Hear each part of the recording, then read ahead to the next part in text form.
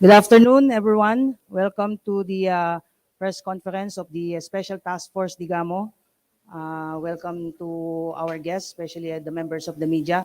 Before we start our press conference, allow me to acknowledge the distinguished guests seated in front.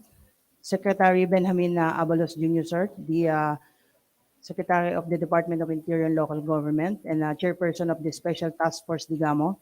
Secretary Jesus Crispin Remulla, sir, of the Department of Justice, the co-vice chairperson of STF Degamo, Senior Undersecretary Carlito Galvez Jr., sir, the officer in charge of the Department of National Defense, and also the co-vice chairperson of the STF Degamo, General Andres Centino, sir, the Chief of Staff of the Armed Forces of the Philippines, Police Lieutenant General Ricardo De Leon, sir, the Director General of National Intelligence Coordinating Agency, Police General Rodolfo S. Asurin Jr., the Chief of the Philippine National Police, and Police Major General John Elistomo, the Deputy Chief for PNP for Operation, the Task Force Commander of SITG Degamo.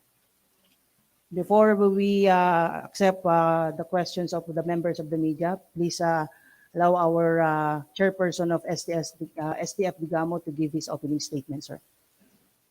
Magandang hapon po sa inyong lahat, no? Kamukha po ng sinabi ni Jean, Colonel Jean, ito po ang Task Force Degamo muli ngayon. Of course, si Secretary of Justice Remulla, si Secretary Charlie Galvez ng Department of National Defense, of course, ang Chief of Staff Centino, General Dick, ang De Leon of our NICA, and of course, ang ating PNP Chief Asurin and ang ating General Estomo. Ito po ang task force na dedika ng ating mahal na Pangulo upang tugisin, no, ang mga suspect dito sa Degamo case at iba pa mga inosenteng tao. No? At ngayong araw na ito, gusto ko ring sabihin na andirito ang byuda ni Governor Degamo, si Mayor Mrs. Janice Degamo, at ang mga mayors po ng Negros Oriental, no? Nandirito po sila ngayon. Ako po ay magbibigay ng mga updates sa mga nangyari as part of the continuing investigation on the shooting incident that transpired on March 4, 2023 at Pamplona, Negros Oriental, which resulted in the death of Governor Ruel Degamo and 8 others and the wounding of 18 more other victims. The Special Task Force Degamo would like to announce that 5 more suspects who have a direct participation in this incident are now under the custody of the Armed Forces of the Philippines. Maraming salamat. Yes, from the custody of the Armed Forces of the Philippines, kanina po ay nilipat na po ito sa NBI, no? Kaya gusto kong pasalamatan, of course, ang AFP, ang DND tungkol po rito. Prior to this, last March 2023, another suspect who earlier surrendered was turned over to the custody of the NBI. As you may recall, less than 6 hours after the attack against Degamo, yung mga unang araw po ito, 3 suspects have been arrested by the joint elements of the PNP and AFP during the hot pursuit in Bayawan, Negros Oriental. Subsequent thereto, another suspect was cornered and engaged, pursuing teams from the PNP and AFP that resulted to the death of the suspect. So yung unang araw na yun, 4 po, no? 3 yung nakuha at yung isa ay namatay. Thereafter, another suspect fell in the hands of the authorities during pursuit operation. Tapos isa pa ang nakuha. Hence, as of today, we now have a total of 10 suspects under custody. Inuulit ko po, 10 na ho ang under custody ng pamahalaan. These suspects have voluntarily offered relevant testimonies that will help the task force build a strong case against the perpetrators as well as the intermediaries and mastermind. No? The National Task Force Group investigation and legal under the Task Force Degamo is now in the process of completing the documentation of the initial statements taken by the investigators from the suspects presently under custody. With this development, we are grateful to the military component of the Special Task Force Degamo, led by AFP Chief of Staff General Andres Centino, for taking the initiative, and of course, Sec Charlie Galvez of the Department of National Defense for taking the initiative to facilitate into taking the custody of the 3 suspects. Actually, 5 na ho ngayon of the 5 suspects. We would also like to commend and recognize the efforts of the Philippine National Police headed by General Rodolfo Aserin Jr., the NBI led by Attorney Midardo de Lemos, and other related government agencies for their invaluable support and assistance to the task force. Indeed, our collaboration in the past few weeks have paved the way to the surrender of the individuals responsible in the murder of Degamo and others. As we speak, joint military tracker teams remain focused in pursuing leads, including information provided by the suspects under custody. Marami hong nakukuwang mga impormasyon na binibigay ng mga suspects. Tandaan ninyo, 10 po ito, no? To account and arrest the remaining suspects still at large. Para sa mga natitira pa mga suspect, muli, no, paulit-ulit namin sinasabi na sumuko na po kayo, no? Marami na pong mga sumuko, mag-isip-isip na rin kayo at sumuko na rin kayo. So, we would like those who have knowledge on the circumstances of the crime and location of the remaining suspects to come out and cooperate with government authorities so that justice can be served to the victims of this gruesome crime. Yun lang po. Maraming salamat. May we hear the short statements from the OIC of the, of course, the Secretary of the Department of Justice, sir. Thank you.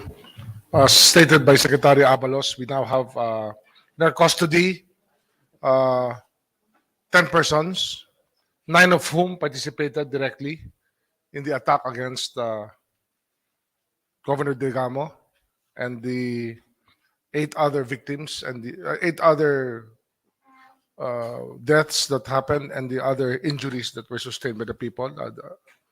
These 9 people have been talking to the authorities about their roles in the incident that happened last March 4, and we expect much more results in the next few days when we are able to speak to the rest of the suspects, because we have not yet formalized their statements. We will be getting their formal statements in the next few hours and next few days. We have to be very systematic about getting the statements, and we have to be very, very thorough about the facts that we can elicit from these people. And we expect that the evidence will turn up already against the masterminds in a few days. We believe that it would be a good time to name the masterminds after we have spoken to the 9 suspects. There will be a lot of revelations that we expect to happen.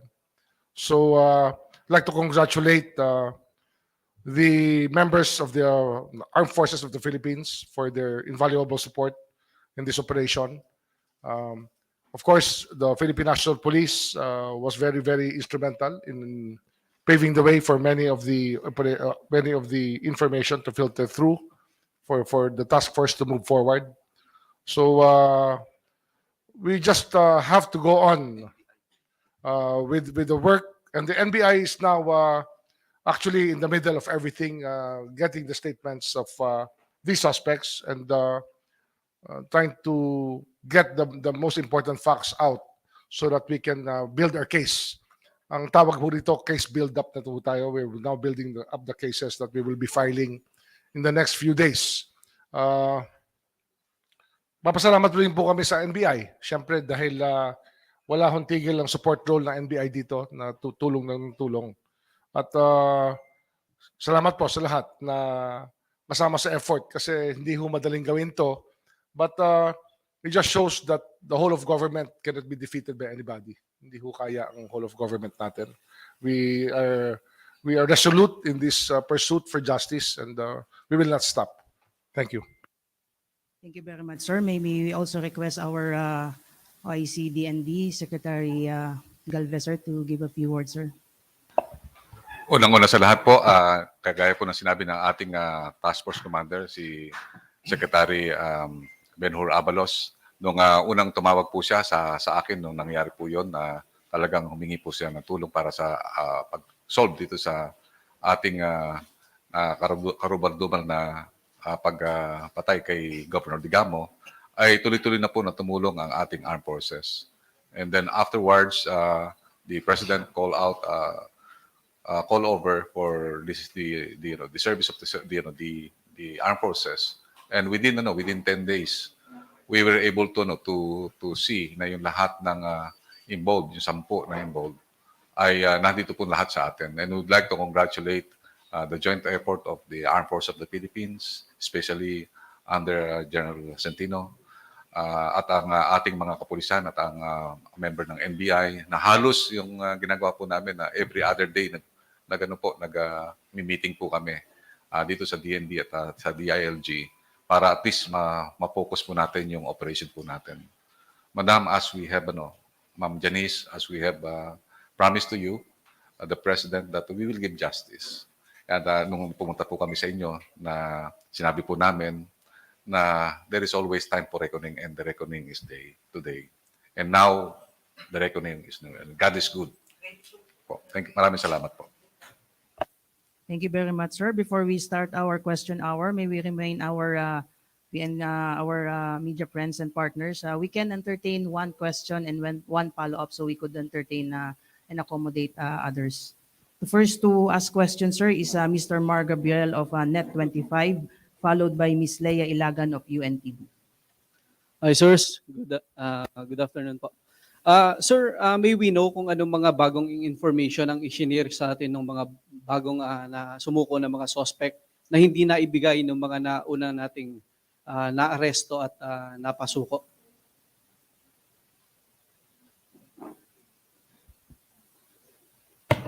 Well, they're still undergoing a tactical interrogation right now. No? Tinatanong pa sila for the case build-up.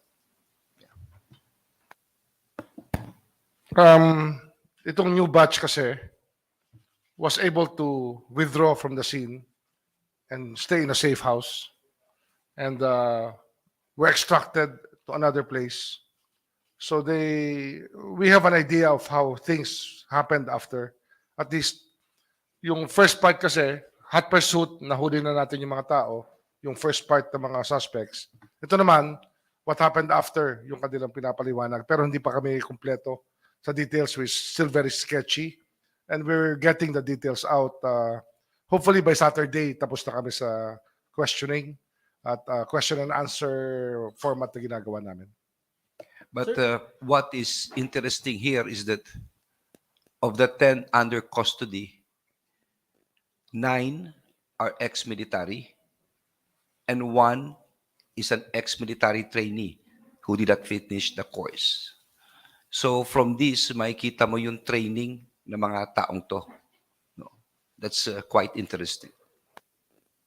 Sir, based dun sa mga initial info na ibinigay ng mga suspect, how confident po tayo na makakapag-file tayo ng airtight case against the mastermind and sa iba pang mga suspect? We're very confident.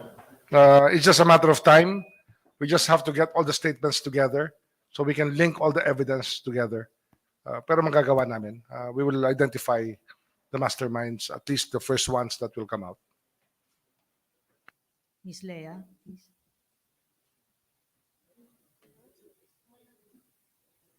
Good afternoon, sirs. Sir, bukod po doon sa mga testimonya ng mga nahuling suspect, ano pa po ang hawak nating ebidensya na magdidiin doon sa mastermind?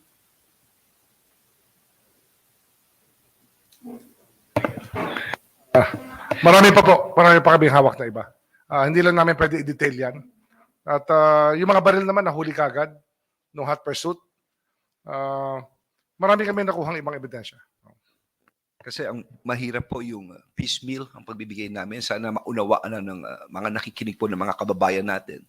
Mas maganda kung matapos na lahat ng investigasyon, isang latag, isang ano lang. But ang gusto na namin sabihin ngayon is that ang dami na ng nakuha ng under custody. You could just imagine yung dami ng impormasyon na nakuha natin. Sabi nga ni SOJ, yung una hot pursuit.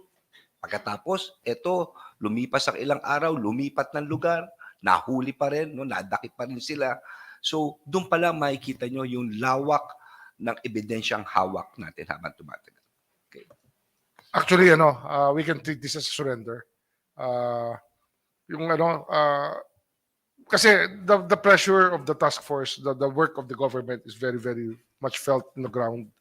Kaya we believe that this caused a lot of people to surrender because they know that we will not stop, we will not relent, and that it's a better decision to cooperate with government. That's why we treat the last five people that we have taken into custody as surrenders. They are surrenders, yes. Sir, doon po sa 10 hawak nyo, ilan po doon ang nagdidiin sa iisang mastermind? O meron silang impormasyon na para pareho na sinasabi nila na ito yung mastermind? Wala pa kaming statement dyan kasi hindi pa kompleto ang statements ng lahat. We have to talk to everybody, at least the last few suspects that have surrendered to us. Kakausapin pa namin para malaman namin. Pero ano yan totality of circumstance pa rin yan. Malalaman mo from everything kung sino ang mastermind dito. Thank you, sir. May we call on Ms. Marisol Abduraman of GMA7, followed by Mr. Paul Montibon of SMNI. Secretary Abalos, sir, you mentioned that 9 out of 10 have direct participation. Can you elaborate, like how direct is their participation po? Kasama po ba dito sa siyam yung mismong bumaril sa governor? Well, talagang direct na nandun. No? Talagang direct.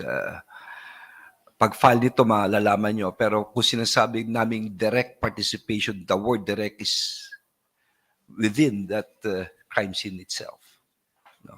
So kasama Okay. po din yung mismong bumaril sa governor, Secretary? Well, nandun, the word is direct. No? So, at least makikita nyo kasama to sa mga operations. Okay. So, ganong katindi ito. If you're looking at the videos, bilangin mo kung ilang tao at yung nasa labas, then you will get an idea kung ilan na halos ang nakuha. Okay? Sir, did they mention? That's why I would really like to commend the valuable work of General Santino and his men here, the DND, no, of the Armed Forces of the Philippines. Hindi biro itong nagawang ito dahil this is not just hot pursuit. As explained by the Secretary of Justice, ito'y nangyari afterwards. No? I mean, ito'y nagpulasa na. Nasa ibang lugar na. And yet, because of this effort, ganun pa rin, they're now in custody.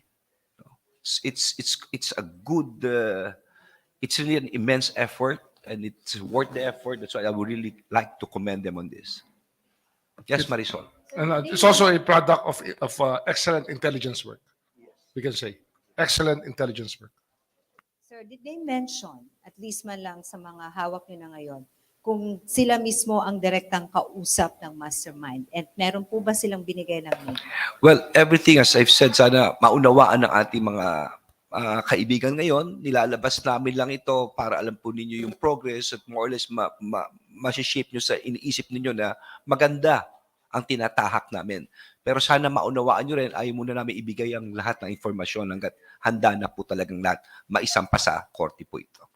And Marisol, I think that we cannot expect all conspiracies to happen in the same way whenever a crime is committed.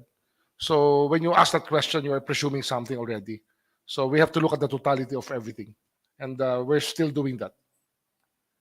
Thank you, Ms. Marisol. Mr. Paul Montibon, sir. Good afternoon po.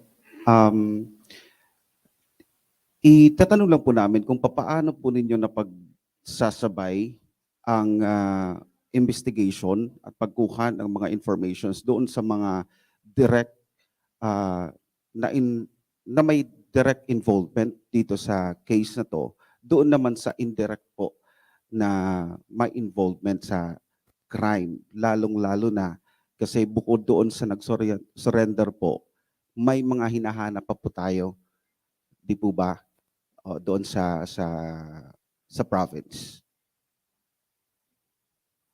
Kamukha ng sinabi ko po, no? Yung 10 na nakuha yung tanong ni Marisol ay direct, hindi ba?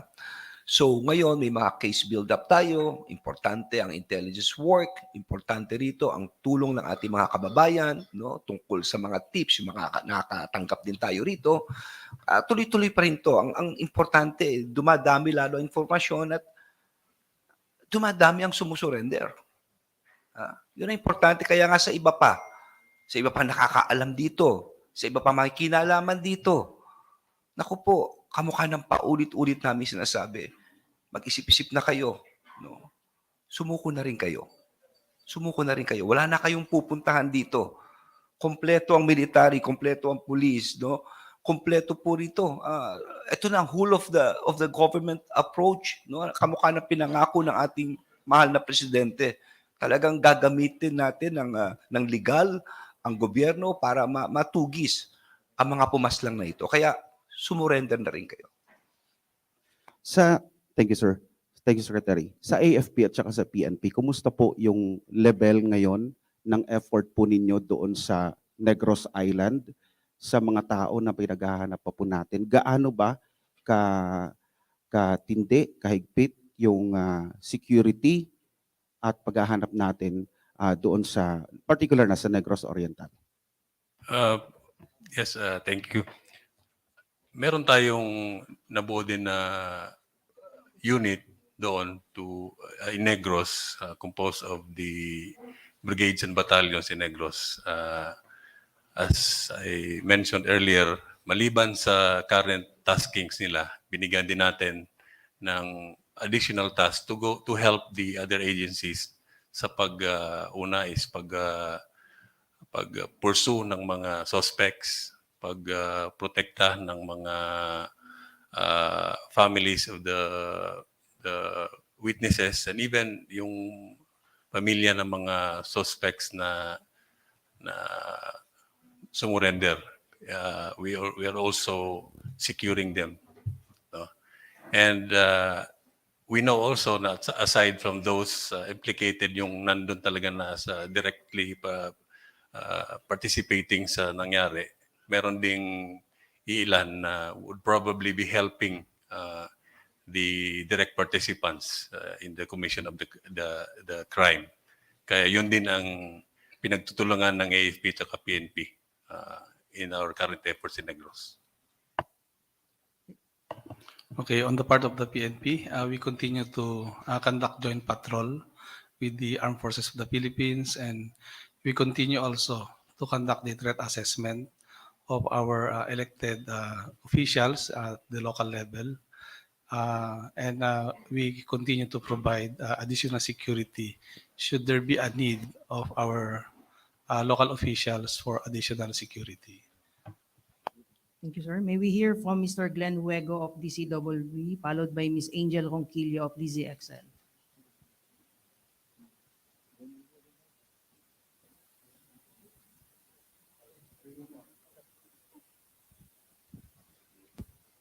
Sir, nabanggit lang kanina nung camp ni, hello sir, dito. Nabanggit lang po nung camp ni Congressman Arnie Teves kanina. Bakit daw para bagang may piniprejudge na raw agad sila? And parang leaning towards sila na ho talaga yung may kasalanan. Sir, meron pa bang mas malalim sa investigasyon daw kumpara po kesa po sa kanila lang? Nakasentro yung investigasyon. Binanggit ba namin ang pangalan niya? Did we mention his name? I'm asking you, did we mention his name? Have we prejudged anybody? Have you concluded anything? Yan po ay sabi nung kampo nila, sir, ni Well, Attorney Topacio. Yeah. If they will not come forward, they're in default. Not in choice. I don't have to say anything about what they say. Sec, doon naman po sa... Sir, Yes. sagutin ko lang, no? Yes, sir. Naging very professional kami rito since the first press con. Nilalatag namin ang mga ebidensya na nakukuha namin. Binabahagi natin sa ating mga kababayan yung mga sumusuko at mga naaresto. At parati namin sinasabi, mauhuli namin ang mastermind. Ngayon, kung sino magsasabing, kung ano sasabihin nila, kung baka sila'y tinutukoy, opinion nila yun. Wala akong magagawa ron. Basta, simple lang sinasabi namin, tutukuyin namin ang mastermind base sa ebidensya, base sa testimony, at base sa legal na pamamaraan ng ating batas. Sir, sa defense lang siguro or sa AFP, may binanggit kanina si President Marcos na calling kay Kong Arnie Teves na pwede siyang pumunta rito, then magbibigyan ng security, magde-deploy ng security kung gusto ninyo. Any reaction on that, sir? Kung ano po yung utos po sa atin ng ating mahal na presidente, gagawin po namin po yan.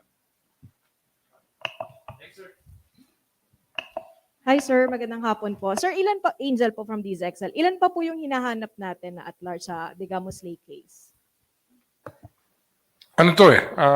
The direct conspirators? Siguro may mga 5 tao pa hanggang 5 to 6 people more may have had something to do with the conspiracy to commit this murder.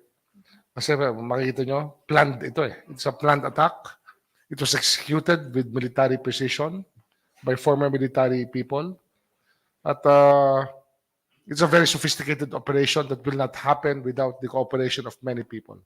Kaya yun po ang kinakailangan namin pag-aralan pa. Kaya we have to piece together all the evidence.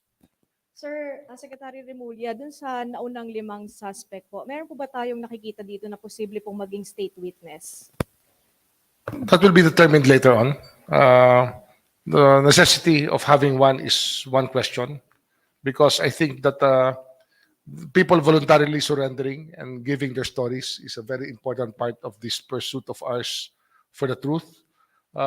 Kusang loob binibigay yung mga testimony. That will, of course, benefit them in court when they do their statements voluntarily. State witnesses are considered later on in the trial proper. When they are discharged by the court, they have to be discharged by the court for certain reasons and certain conditions. Last po kay Sir, kay PNP Chief. Sir, may banta daw po sa buhay si Congressman Teves kaya hindi siya umuwi sa bansa. Meron po ba kayong natatanggap na info na talagang may banta po siya sa buhay? So far naman po ay wala. But we'll look into that. Thank you po. May we hear from Ms. Marlene Padiernos of Bombo Radio, followed by Ms. Bea Bernardo of PTV4. Hello sir, good afternoon po. Sir, tanong ko lang po, papasok po ba ang Philippine National Police sa plea bargaining agreement po ngayong ito nga pong mga suspect na nasa kustodiyan na ng pamahalaan is tumutulong po sa pagbibigay ng information dito po sa kaso? I think it's not the PNP that would determine that, but it would be the court or through the Department of Justice. Kay Secretary Remulla po, sa tingin po. Plea bargaining will come after the charges are filed and only if necessary. Ano lang yan eh. Basta yung marami kasing factors na kino-consider. But some circumstances can be mitigating for those who voluntarily give the information, voluntarily surrender, and many other things can mitigate criminal responsibility. Pero plea bargain is not even considered right now. Pero nagpahayag na po ba ng willingness po itong mga bagong mga sumuko na tumulong po sa investigasyon, sir? I think that's why they surrendered. Thank you po. May we hear from Ms. Bea Bernardo? Good afternoon po, sir. Sir, balikan ko lang po yung circumstances ng pagsuko ng mga 5 suspect. Paano po sila sumuko, kailan? And may mga natatanggap po ba silang threats kaya sumuko na po sila sa inyo?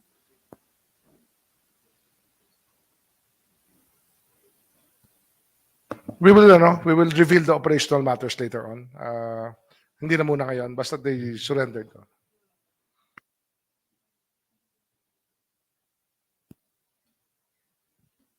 May we hear from Ms. Tina Nolasco, and the last to ask question is Mr. Bernard Ferrer of Sunshine Radio. Hi, sir. Bernard Sunshine Radio po.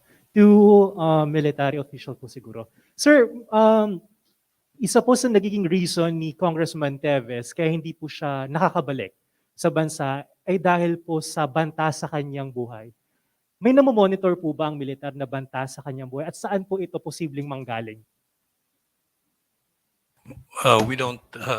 Wala tayong na-monitor na gano'n. Sabi din naman ng PNP na walang reports na ganyan. But Kanina po, we will look into this. okay. Kanina po inoffer po ni Presidente na since may private jet naman daw po si Congressman, if ever kung saan siya gusto niya magland, yung kanyang private plane, he offered the Basa Air Base. May arrangement na po ba sa military in case na bumalik nga po si Congressman Teves, kumusta yung magiging security niya? Nasabi ni Secretary Galvez kung anong sasabihin ni Presidente na i-direct sa amin, we will perform that instruction. Thank you, General. Is there any other question before we terminate? We can entertain one or two questions. J. Mark Degala po. Yes, sir. Radyo Pilipinas. Yes, mga sir, magandang hapon po. J. Mark Dagala po, Radyo Pilipinas. Tanong ko lang po kung sino po pwede makasagot. Na-recover na po ba yung baril na ginamit doon sa pagpatay kay Governor Degamo? So sa first day pa lang, na-recover na. Kasama yan sa ballistics na examine na yan. Nakita na yung nag-match na yung ballistics. So yun na yung solid lead natin doon, sir. Well, evidence na yon. Kasama yan sa hot pursuit. Kasama yung mga baril na nahuli afterwards. Thank you, sir. For our last question, Ms. Marisol.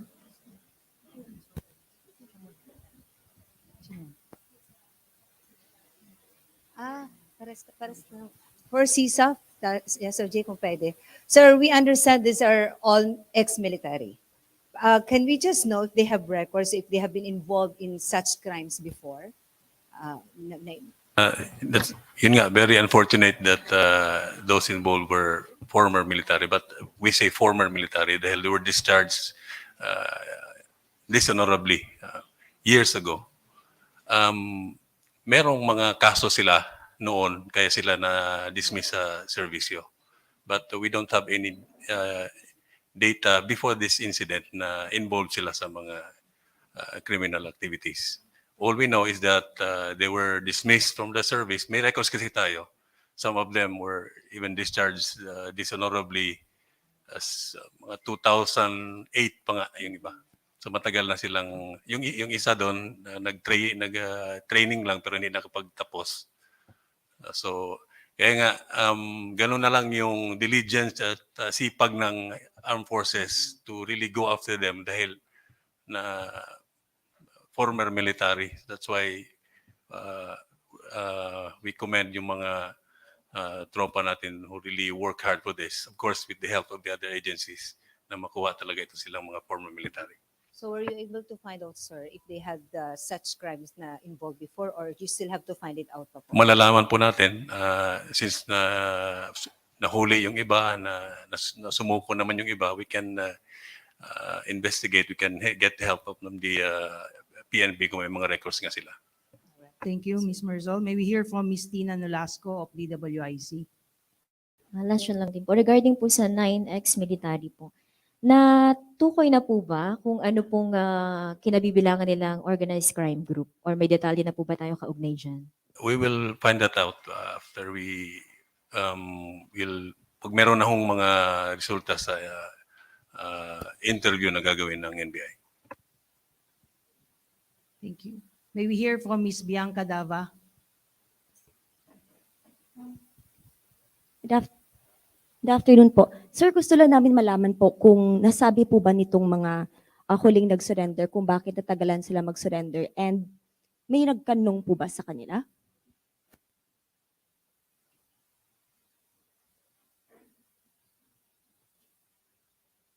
Wala kami specific answer for that. Just the field work took us to them.